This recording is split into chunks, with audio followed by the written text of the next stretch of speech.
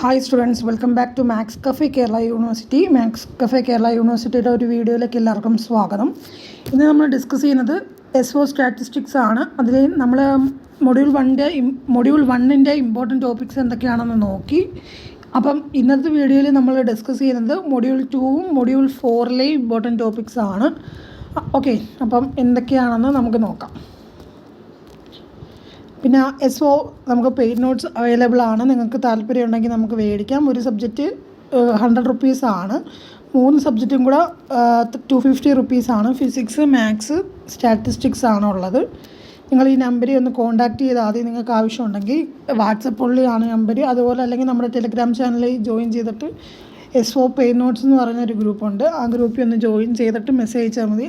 ഒന്നുകിൽ ടെലിഗ്രാമിൽ കൂടെ മെസ്സേജ് അയക്കാം, അല്ലെങ്കിൽ വാട്സപ്പിൽ ഈ നമ്പറിൽ കോൺടാക്റ്റ് ചെയ്യാം. വാട്സപ്പ് ഉള്ളിലാണ്. ഓക്കെ, നമുക്ക് 4 മൊഡ്യൂളാണ്. ഫസ്റ്റ് മൊഡ്യൂൾ നമ്മൾ ഓൾറെഡി ഡിസ്കസ് ചെയ്തു. നമ്മുടെ പേപ്പറിൻ്റെ പേര് സ്റ്റാറ്റിസ്റ്റിക്കൽ ഇൻഫറൻസ് എന്നാണ് നമ്മുടെ പേപ്പറിൻ്റെ പേര്. നമ്മൾ ഫസ്റ്റ് മൊഡ്യൂൾ ഓൾറെഡി ഡിസ്കസ് ചെയ്തു. എന്നാലും ഞാൻ ഒന്നുകൂടെയും പറയാം.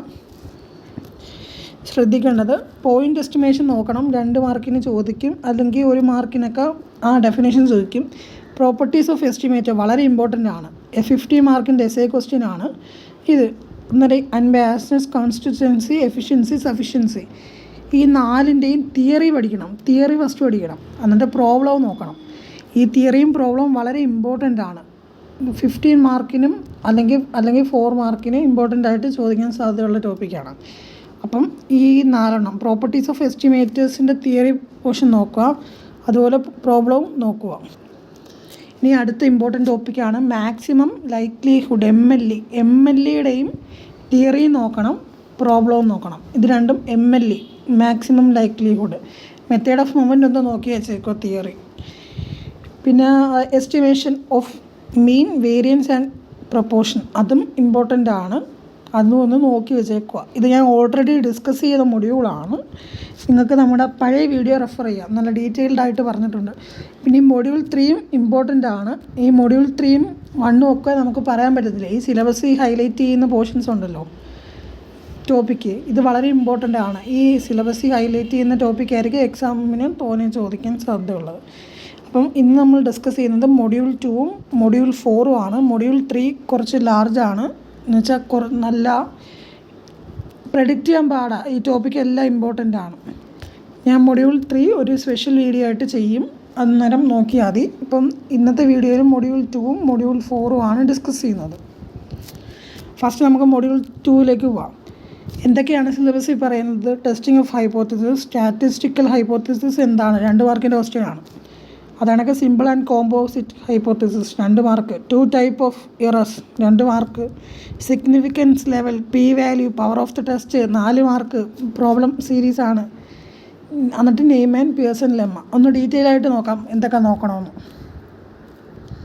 മൊഡ്യൂൾ 2 ആണ്. എന്താണ് നൽ ഹൈപ്പോത്തിസിസും ഓൾട്ടർനേറ്റീവ് ഹൈപ്പോത്തിസിസും 2 മാർക്ക് അല്ലെങ്കിൽ 4 മാർക്കിന് ചോദിക്കും. 2 type of error with example 4 മാർക്കിന് അല്ലെങ്കിൽ 2 മാർക്കിന് ചോദിക്കും. പിന്നെ ഇത് ഇത്രയും പ്രോബ്ലം സെക്ഷനാണ്.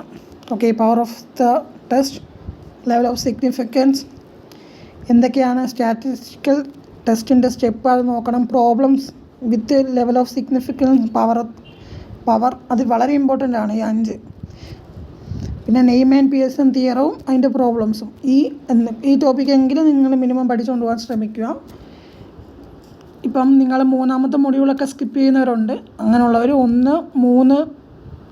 3ാമത്തെ മൊഡ്യൂൾ സ്കിപ്പ് ചെയ്യുന്നവർ 1, 2, 4 വൃത്തിയായിട്ട് പഠിച്ചുകൊണ്ട് പോകാൻ ശ്രമിക്കുക. ഓക്കെ, ഇനി നമുക്ക് മൊഡ്യൂൾ 4 പോവാം. ഓക്കെ, എന്താണ് മൊഡ്യൂൾ 4 ഡിസ്കസ് ചെയ്യുന്നത്? ഡിസൈൻ ഓഫ് എക്സ്പെരിമെൻറ്റ് എന്ന് പറയുന്ന ടോപ്പിക്കുണ്ട്. അത് 4 മാർക്ക്, 50 മാർക്കിൻ്റെ പാർട്ടൊക്കെ ആയിട്ട് ചോദിക്കും. Assumption, principle and models of ANOVA വളരെ ഇമ്പോർട്ടൻ്റ് ആണ്. പിന്നെ 1 വേയും 2 വേയും. ഓക്കെ, ഡിസൈൻ ഓഫ് എക്സ്പെരിമെൻ്റ് ആണ് നിങ്ങൾ ഫസ്റ്റ് മൊഡ്യൂളിൽ നിന്ന് പഠിക്കേണ്ടത്. നല്ല വൃത്തിയായിട്ട് പഠിക്കുക. അത് 4 മാർക്കിൻ്റെ ഒരു ക്വസ്റ്റ്യൻ ആയിരിക്കും മിക്കവാറും. പിന്നെ 1 വേ അനോവ, 2 വേ അനോവ, ഇതിൻ്റെ തിയറിയും പ്ലസ് പ്രോബ്ലംസും നല്ല ഡീപ്പായിട്ട് തന്നെ നോക്കുക. ഓക്കെ, 50 മാർക്ക് ഷുവർ ക്വസ്റ്റ്യൻ ആണ്. അല്ലെങ്കിൽ ഈ തിയറിയൊക്കെ 4 മാർക്കിനും ചോദിക്കും, 15 മാർക്കിനും ചോദിക്കും. നിങ്ങൾ പഠിക്കുമ്പം തിയറിയും പ്രോബ്ലമായിട്ട് പഠിക്കുക. തിയറി ഉണ്ട്. ഈ 1 വേ അനോവയുടെയും 2 വേ അനോവയുടെയും തിയറി ഉണ്ട്. അത് തിയറി പ്ലസ് പ്രോബ്ലമാണ് നോക്കേണ്ടത്. Theory, setup, model, derivation, table, problem. Okay, ഇത് 1 വേ 50 മാർക്കിൻ്റെ ഷുവർ ക്വസ്റ്റ്യൻ ആണ്. ഇത് വളരെ ഇമ്പോർട്ടൻ്റ് ആയിട്ട് പഠിച്ചുകൊണ്ട് പോകണം. Okay, last minute preparation note താല്പര്യം ഉണ്ടെങ്കിൽ വാങ്ങാം. മുമ്പേ പറഞ്ഞതാണ് 250 റുപ്പീസാണ്. നിങ്ങൾക്ക് താല്പര്യം ഉണ്ടെങ്കിൽ ജോയിൻ ചെയ്യാം. ഒരു സബ്ജക്റ്റിന് മുമ്പേ പറഞ്ഞ കണക്ക് 100 റുപ്പീസാണ്. നിങ്ങൾ കോൺടാക്ട് ചെയ്ത് 9645460484 എന്ന് പറയുന്ന നമ്പറിൽ വാട്സപ്പാണ്. വാട്സപ്പ് ഉള്ള നമ്പറാണ്. അപ്പോൾ നിങ്ങൾക്ക് കോൺടാക്റ്റ് ചെയ്യാം. അതുപോലെ തന്നെ നമുക്ക് ടെലഗ്രാം ഉണ്ട്, ജോയിൻ ചെയ്യാം. അതുപോലെ യൂട്യൂബ് സബ്സ്ക്രൈബ് ചെയ്യുക, ഇൻസ്റ്റാഗ്രാം പേജ് ഫോളോ ചെയ്യുക. ഈ നമ്പറിൽ നിങ്ങൾക്ക് ആവശ്യമുണ്ടെങ്കിൽ മെസ്സേജ് അയച്ചാൽ മതി, നമ്മൾ കോൺടാക്റ്റ് ചെയ്യും. നിങ്ങൾക്ക് ഈ 4 വഴിയിൽ ഏതെങ്കിലും വഴിയായിട്ട് നിങ്ങൾക്ക് ബന്ധപ്പെടാം. വല്ല ഡൗട്ടൊക്കെ ഉണ്ടെങ്കിൽ ഇതുവഴി നിങ്ങൾക്ക് ചോദിക്കാം. Okay, thank you.